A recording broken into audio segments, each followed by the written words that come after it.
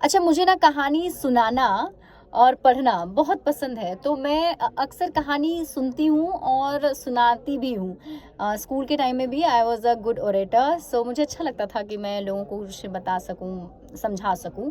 और मुझे ऐसा लगता है कि लाइक आपकी लाइफ ना बहुत कॉम्प्लिकेटेड है, बहुत बार हम कुछ सिचुएशन को ना समझ नहीं पाते हैं, लेकिन अगर हम कहानी के ज़रिए समझे तो हमें एग्जैक्ट समझ में आता है कि अच्छा इसका मतलब ये होना था। भले वो कहानी किसी राजा महाराजा से जुड़ी हो या किसान से जुड़ी हुई, अक्सर कहानी ऐसी ही होती है, लेकिन वो बहुत बड़ी सीख दे जाती है। अगर आपने मेरे सोशल मीडिया प्लेटफॉर्म्स देखे हों, जो प्रोफाइल्स हैं मेरे, तो उसमें ना मैंने बहुत बार ऐसे शुरुआत की है, लेकिन मैं फिर कंटिन्यू नहीं कर पाती हूँ। बट आई होप कि दिस टाइम मैं थोड़ा रेगुलर रहूँ और आपको हर दिन एक स्टोरी तो एटलीस्ट ज़रूर सुनाऊँ। तो आज की जो स्टोरी मैं आपको सुनाने जा रही हूँ वो ये है कि हमें हमेशा सीखते रहना चाहिए। अब क्यों, तो इस कहानी के ज़रिए आप समझिए। दरअसल एक बार ना एक मूर्तिकार होता है जो बहुत सारी मूर्तियाँ बनाता है, गाँव में अच्छी खासी उसकी पहचान होती है, लोग उसकी मूर्तियाँ खरीदते हैं। लेकिन धीरे-धीरे उसकी उम्र बढ़ती जाती है, तो उसे लगता है कि अब अपने बेटे को भी सिखाना चाहिए ताकि आगे ये काम चलता भी रहे और घर की आर्थिक हालत जो है भी ठीक रहे। तो वो अपने बेटे को सिखाता है, तो बेटा जो है वो मूर्ति बनाना सीखता है और अच्छा मूर्ति बनाने लगता है। तो जो लोग हैं वो उसकी मूर्ति पसंद भी करने लगते हैं, डिमांड भी काफ़ी ज़्यादा बढ़ जाती है। धीरे-धीरे वो और मूर्तियाँ बनाता है, तो उसके जो पिता हैं वो बार-बार उसको कंडक्ट कर रहे होते हैं कि अच्छा तुमने यहाँ पे ठीक किया, ये गलत हो गया, ऐसे ठीक कर लो, बार-बार उसे टोकता रहता है। तो ये जो टोकने रहने वाली बात होती है उसके लड़के को पसंद नहीं आता, और वो जो लड़का है वो अपने पिताजी को कहता है कि आप मुझे बार-बार मत टोका कीजिए, मेरी मूर्तियाँ ज़्यादा अच्छी हैं, ज़्यादा डिमांडिंग है, आपसे लोग अब आपकी मूर्तियाँ कम बिकती हैं, मेरी मूर्तियाँ ज़्यादा बिकती हैं।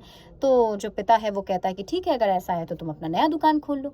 तो जो बेटा है वो नया दुकान खोल लेता है। उसके बाद कुछ दिन तक तो वहाँ पे बहुत सारे लोग आते हैं, मूर्ति खरीदते हैं, लेकिन कुछ दिनों के बाद ना भीड़ कम हो जाती है और वो भीड़ शिफ्ट हो जाती है उनके पिता की साइड, और वहाँ पर मूर्तियाँ खरीदना शुरू कर देते हैं। तो ऐसे में जो बेटा होता है, बड़ा आश्चर्य होता है उसको, बेटा अपने पिता के पास आता है और बोलता है कि ऐसा क्या हुआ है?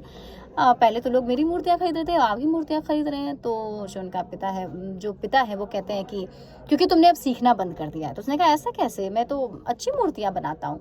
तो फिर वो कहते हैं कि तुमने सीखना कम कर दिया और उस जगह पर सीखना कम कर दिया, क्योंकि तुम्हें कोई अब रोकने टोकने वाला नहीं है, बताने वाला नहीं है कि आखिर गलती तुमने कहाँ की है। तो कहने का मतलब ये है कि एक पॉइंट पर आकर जब हमें लगता है कि हमने सब कुछ हासिल कर लिया है, हम तो बहुत अच्छा काम कर रहे हैं, वहाँ पर आकर हमारा सैचुरेशन पॉइंट हो जाता है और हम क्या करते हैं कि हम सीखना बंद कर देते हैं। लेकिन हमें ये गलती नहीं करनी है, हमें सीखते रहना है। और अगर कोई आसपास वैसे लोग हैं, कोई अनुभवी लोग हैं, ख़ास तौर पर आपके जो रिलेटिव्स हैं, वो अगर आपको कुछ सिखा रहे हैं, बता रहे हैं, समझा रहे हैं, तो आपको उसको सुनना चाहिए और उस पर एग्जीक्यूट करना चाहिए और उसे ठीक करना चाहिए। आई होप कि ये स्टोरी आपको पसंद आई हो, और अच्छी लगी तो मुझे कमेंट करके ज़रूर बताना, और किस टाइप की स्टोरी पसंद आती है मुझे ये भी बताना। ठीक है?